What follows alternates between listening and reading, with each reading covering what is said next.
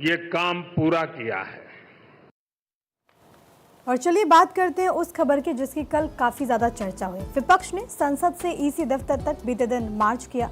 हालांकि विपक्ष के मार्च को पुलिस ने रोक लिया। उस वक्त की तस्वीरें। इस दौरान राहुल गांधी, प्रियंका गांधी, अखिलेश यादव जो कि बैरिकेड्स चढ़ करके आगे बढ़ते हुए नजर आए, वो तस्वीरें भी हमने देखी। डिम्पल भी उनके साथ मौजूद रहे। हिरासत में लिया गया, हालांकि बाद में छोड़ दिया गया। उस वक्त की तस्वीरें हैं। तमाम अखबारों में इस बात का जिक्र है। बिहार में SIR के खिलाफ सोमवार को राजधानी दिल्ली की सियासत बेहद तेज रही।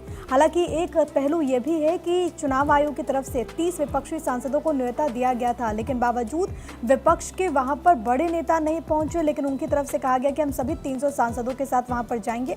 उसके बाद पुलिस ने वहां पर रोका, क्योंकि आपको मालूम है कि जो पूरा जोन है वो बहुत सेंसिटिव है और इसी वजह से यहाँ पर निषेधाज्ञा लागू होती है। BNS की धारा 163 लागू होती है। यहाँ पर बड़ी संख्या में लोग बिना अनुमति के मौजूद नहीं रह सकते। लेकिन बावजूद यहाँ पर सैकड़ों की तादाद में विपक्षी सांसद धावा बोलते हुए नजर आए थे और इस खबर का जिक्र तमाम अखबारों में कि कैसे पुलिस ने उन्हें रोका। उसके बाद कई बड़े नेताओं को पलक बीते दिन हिरासत में भी लिया गया था। बीजेपी ने भी एक प्रेस कॉन्फ्रेंस करके जोरदार हमला बोला था। और सबसे खास बात इसमें यह भी रही कि पिछले 10 साल में पहली बार ऐसा मौका रहा जब विपक्ष की तरफ से ऐसा प्रदर्शन किया हो, शक्ति प्रदर्शन किया हो। शाम को खड़गे की मेजबानी में डिनर में विपक्षी एकता भी नजर आई। गठबंधन छोड़ चुकी आम आदमी पार्टी के सांसद प्रदर्शन और डिनर दोनों में रहे। कांग्रेस नेता जयराम रमेश ने कहा कि चुनाव आयोग यहां पर उनकी तरफ से इसको लेकर भी स्टेटमेंट दिया गया। हालांकि आपको बताएं कि प्रदर्शन के बीच में तृणमूल की महुआ मोइत्रा, मिताली बाग, कांग्रेस की संजना जाटव बेहोश भी हो गई। राहुल और अन्य सांसदों ने फिर मदद भी की। तो कुल मिलाकर ये देखिए तस्वीर आप देख पाएंगे। यहाँ पर अखिलेश यादव आपको नजर आ जाएंगे। इसके अलावा आपको बता दें कि अखिलेश ने इस दौरान ये कहा कि यूपी में 18,000 वोटर्स के नाम कटे, शिकायत की गई, आयोग को हलफनामा दिया गया, नाम काटने वालों पर कार्रवाई कब, क्या कुछ कहा गया आपको सुनवाते अखिलेश यादव और राहुल गांधी की तरफ से। एक्चुअली बात नहीं कर सकते हैं, रियलिटी ये है, क्योंकि सच्चाई देश के सामने है और ये जो लड़ाई है ये राजनीतिक नहीं है, ये कॉन्स्टिट्यूशन की लड़ाई है, कॉन्स्टिट्यूशन को बचाने की लड़ाई है, वन मैन वन वोट की लड़ाई है। इसीलिए हमें साफ प्योर वोटर लिस्ट चाहिए। आज इनकम टैक्स बिल पास हुआ है, क्या पास किया है, उसका क्या असर पड़ेगा कारोबार पर।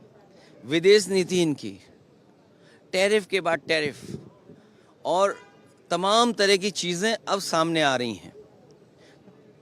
चीन पर हमारा पूरा कारोबार निर्भर है। तो बीजेपी की सरकार में पढ़ाई को लेकर के आप अगर पढ़ाना चाहते हो तो मुकदमे दर्ज हो रहे हैं।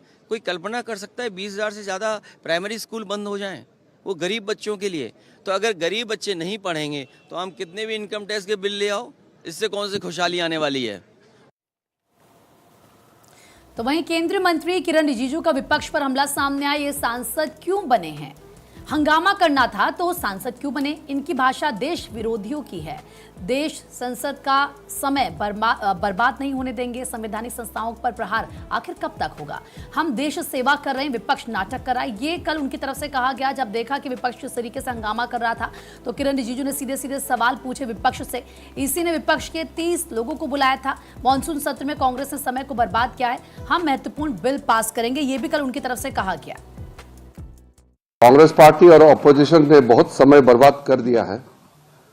अब हम देश का समय और पार्लियामेंट का समय को और बर्बाद होने नहीं देंगे। तो सरकार महत्वपूर्ण बिल को पारित करना चाहते हैं। आज हम इंपॉर्टेंट बिल्स दोनों लोकसभा और राज्यसभा में हम पारित करेंगे। एक आदमी का नासमझ और एक परिवार का वजह से देश इतना नुकसान नहीं झेल सकता है। पार्लियामेंट को रैंसम में नहीं रख सकता है। एक वैचारिक दिशाहीनता की और दुविधा की समूह कांग्रेस पार्टी और उसकी नेता राहुल गांधी बन चुके हैं।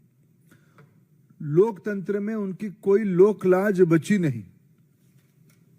अराजकता धीरे धीरे अहंकार के साथ मिलते हुए देश में एक अस्थिरता पैदा करने की एक सोची समझी रणनीति ये है। आप चुनाव जीतोगे तो सारा विषय सही है, अब चुनाव हारोगे ये सारा विषय की अव्यवस्था आपको ध्यान में आती है। खबरों का